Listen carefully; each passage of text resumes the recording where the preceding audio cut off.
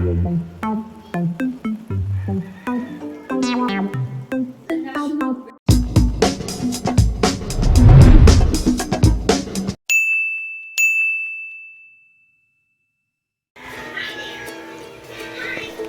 kayo mga kasimple cooking?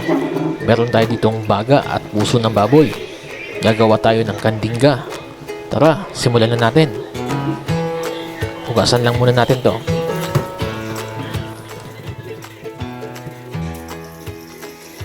Ngayon maglagay lang tayo ng tubig. Papakuluan natin yung baga at saka puso para mas madali siyang hiwain.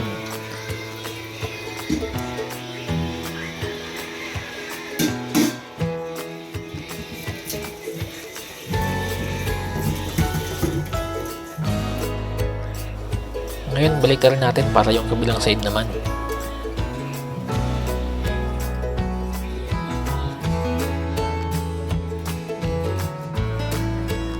Pagkatapos natin mapakuluan, hiwain lang natin sa maliit na piraso.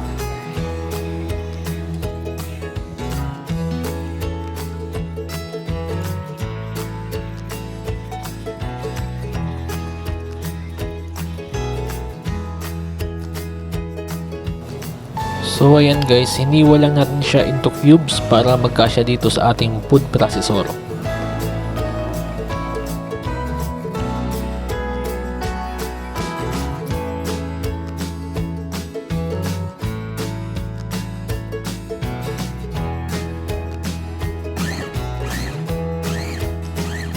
Sa paggamit nito guys, huwag lang masyadong matagal yung magpaikot kasi baka masyado namang madurog.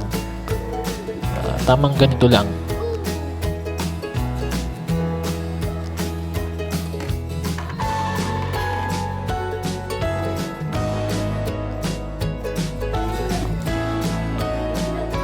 Maghiwa naman tayo ng bawang at sibuyas.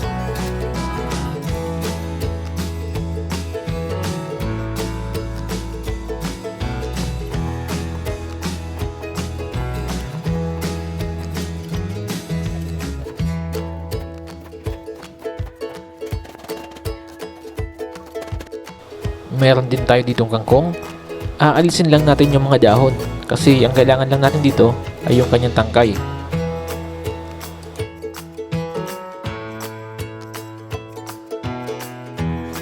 I-chop natin sa maliliit na piraso.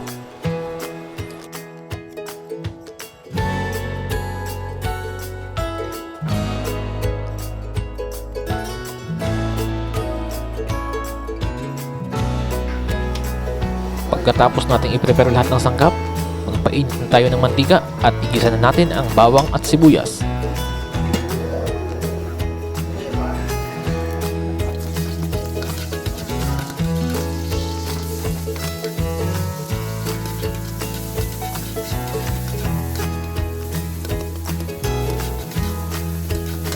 Pag nag-caramelize ng ating sibuyas, isunod natin yung baga at puso ng baboy.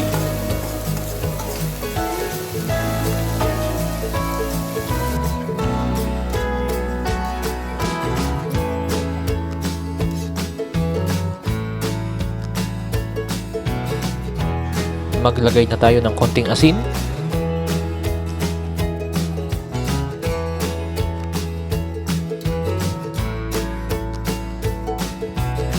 Maglalagay din tayo dito ng durog na paminta.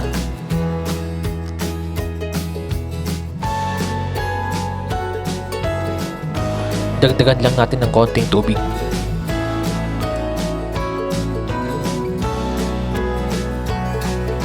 Huwag kakalimutan ng dahon ng laurel. 2 piraso lamang ang nilalagay ko dito.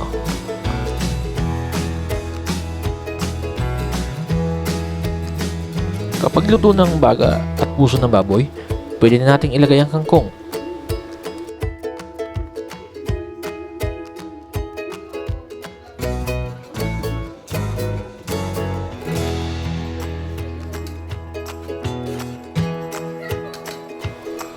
Ngayon kapag medyo malapit na maluto yung kangkong, maglalagay na tayo dito ng konting suka.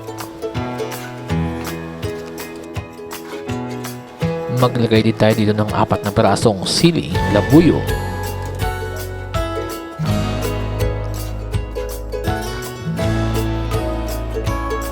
Ayan guys, luto na ang ating kandingga, ang bubis ng Bicol.